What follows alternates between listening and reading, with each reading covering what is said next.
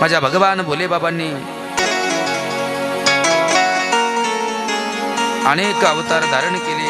उपमन्यासाठी असणारा एक अवतार धारण केला माझ्या भगवान भोले बाबांनी। कारण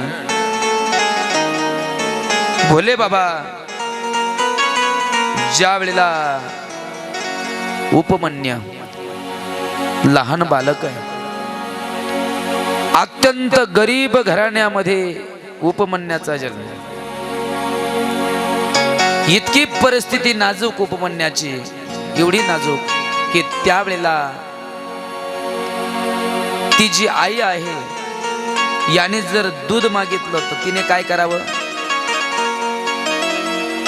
पाणी घ्यावं आणि त्या पाण्यामध्ये पीठ टाकायचं डोंगरीचं, आणि त्या पाण्यामध्ये पिठाचं दूध करून त्याला काय द्यायचं, पाजायचं। हे दूध आहे। आता उपमन्य महाराज तेच दूध प्यायचं, त्याला दूध काही माहिती, मग आता दूध माहिती नाही। बराचसा काळ गेला आणि एक दिवस तो आपल्या मित्रांबरोबर गेला असताना एक दिवस त्याला मित्राबरोबर गेल्यानंतर खरं दूध पिण्याकरता मिळालं।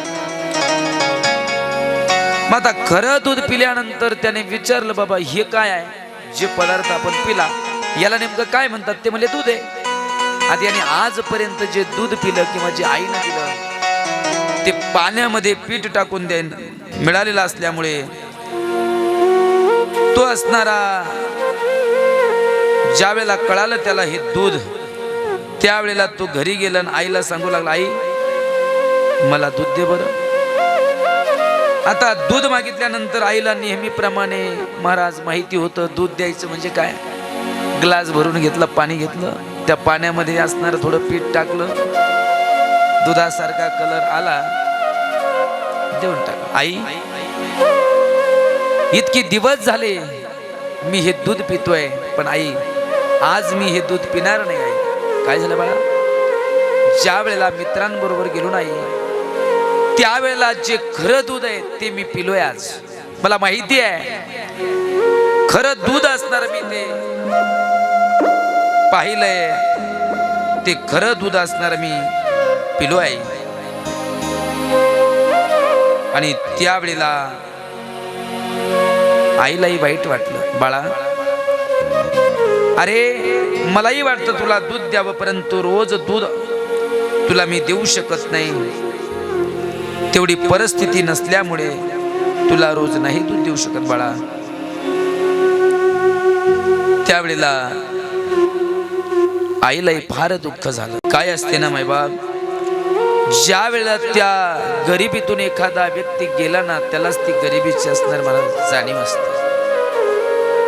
कधी कधी असं होतं की त्या ठिकाणी मुलांना आपण त्या ठिकाणी देऊ शकत नाही, महाराज त्या आईला दूध द्यावं वाटत नसेल का आपल्या बाळाला, परंतु परिस्थिती नाही, आणि परिस्थिती महाराज नसल्यामुळे त्या मातेने सांगितलं, बाळा आई तो देव मला प्रसन्न होईल का, कशा करता आई, जर तो देव मला प्रसन्न झाला तर तो मला दूध देईल ना, हो बाळा का देणार नाही। मग आई मला त्या देवाची प्राप्ती करायची आहे। बाळा तू लहान आहेस आणि तुझ्या अंतःकरणामध्ये तुझ्या तो भाव प्रकट झालाय, तर निश्चित त्या ठिकाणी तुला देवाची प्राप्ती होऊ शकते। आणि म्हणून महाराज नामचिंतन करण्याकरता गेलेला आहे उपमन्य, आणि ज्या वेळेला उपमन्य त्या ठिकाणी नामचिंतन करू लागला, पार्वती मातेला दया आली। पार्वती माता म्हणतात, प्राणनाथ किती लहान मुलगा आहे, तो असणारी एवढी सेवा करतोय ना, मग त्याला काय इच्छा आहे त्याची पूर्ण करा। त्यावेळेस भोले बाबा सांगतायत, पार्वती तुझं म्हणणं ठीक आहे, परंतु काही वेळ द्यावा लागेल ना त्याला, नाही त्याला असणार तुम्ही त्याचं मनोगत पूर्ण करा। त्यावेळेला भगवान भोले बाबा सांगतात, ठीक आहे। शिव पार्वती दोघे त्या ठिकाणी प्रगट होतात। आणि त्या उपमन्याला त्या ठिकाणी महाराज पाहिलं, उपमन्याने डोळे उघडले, इथे अतिशय आनंद त्याला झाला. ज्या भगवंताची प्राप्तीसाठी आपण इथे अनुष्ठान करतोय तो देव भोले बाबा एकटे नाही तर दोघं त्या ठिकाणी महाराज आहेत. आनंद झाला. आणि त्यावेळेला सांगितलं उपमन्या काय पाहिजे वरमृही. त्यावेळेस सांगितलं काही नको, तुमचाच असणारी मला भक्ती घडावी, तुमचीच असणारी साधना घडावी एवढंच वरदान द्या. परंतु महाराज भोले बाबाला माहिती आहे. म्हणले तुला दूध आवडतं ना. म्हणले हो. म्हणले दुधाचा असणारा सागरच देऊन टाकला. क्षीराचा सागर उपमन्या.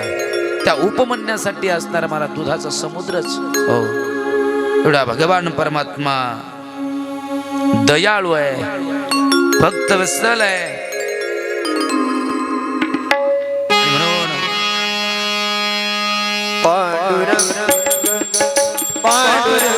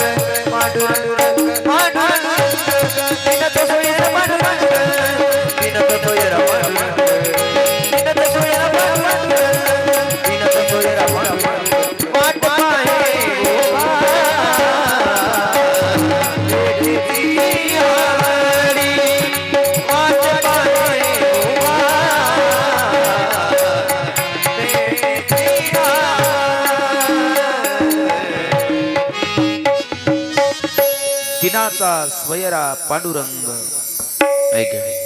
वाट पाहे उभा भेटीची आवडी. आणि म्हणून